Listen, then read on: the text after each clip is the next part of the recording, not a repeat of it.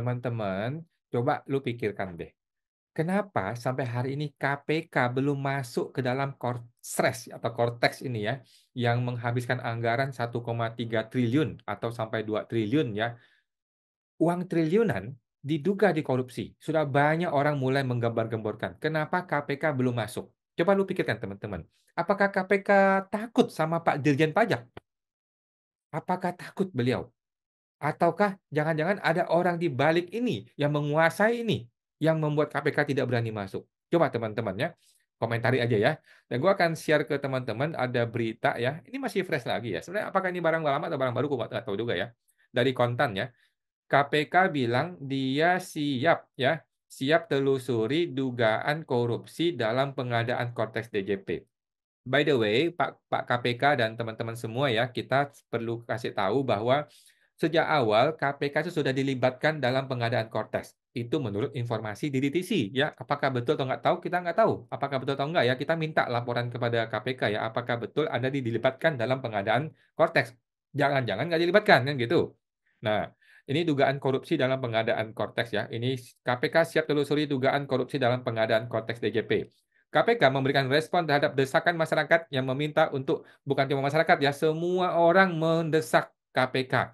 Apakah KPK masih tunggu perintah presiden baru mau bergerak? Enggak dong, enggak gitu dong, ya kan? Untuk mengusut dugaan korupsi dalam pengadaan sistem kontes senilai 1,3 triliun tersebut ya. Menurut juru bicara KPK, Tessa Mahardika Sugiarto menegaskan, Komisi KPK ini membuka peluang bagi siapapun yang mengetahui adanya dugaan korupsi dalam proyek jumbo tersebut untuk melapor.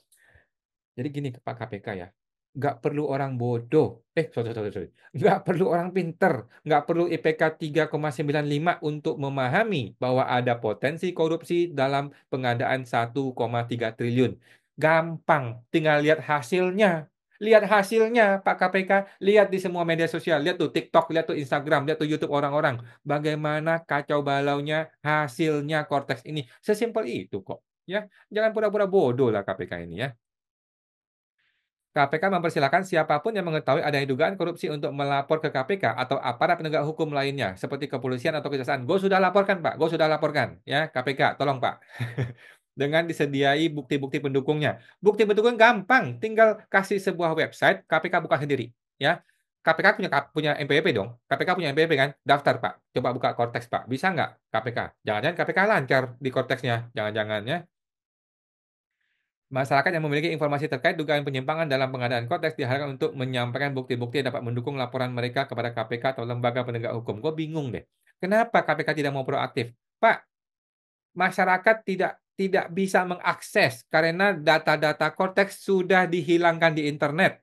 Oke, data-data pengumuman konteks sudah dihilangkan di internet. Cap 24 sudah dihilangkan di internet. Data-data transparansi mengenai penggunaan anggaran konteks sudah dihilangkan di internet, Pak KPK.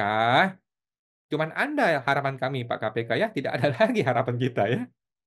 Namun, ketika ditanya lebih lanjut mengenai apakah sudah ada laporan yang masuk terkait proyek tersebut, Tessa menjawab, saya tidak memiliki akses informasi untuk laporan yang masuk KPK. Jadi buat apa lu ngomong, Pak Tessa? Buat apa? Buat apa lu ngomong kalau lu tidak punya akses terhadap laporan yang masuk KPK? Jadi ini lempar-lempar aja nih. Jadi Pak Tessa ini lempar-lempar aja.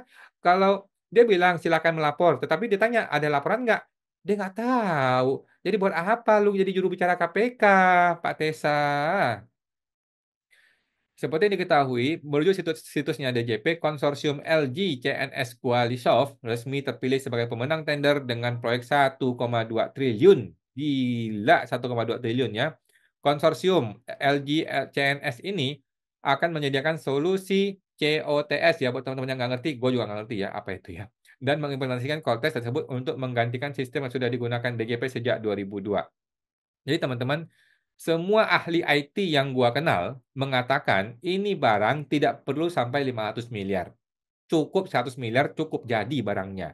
Oke? Jadi gini loh, database-nya sudah ada, teman-teman ya. Database-nya sudah ada, bukannya meng-create dari awal ya, database-nya sudah ada, tinggal di-link-linkkan, dihubung-hubungkan. Proses menghubung-hubungkan inilah yang didefinisikan dengan Cortex, gitu loh. Bukan membuat sesuatu dari awal dari baru, tidak. Database-nya sudah ada, tinggal dihubungkan gitu loh. Tim IT-nya, LNS LG ini yang kita khawatirkan teman-teman, jangan-jangan ya, dengan bagian dari jaringan Deloitte ya, ternyata ada lagi yang namanya PT Deloitte Indonesia ya, Deloitte Consulting ya, selain dari LG CNS ini ada namanya Deloitte Consulting yang juga terpilih sebagai pemenang tender untuk layanan konsultasi ini. Oke, dengan nilai 110 miliar. Nggak usah 100 miliar, Pak.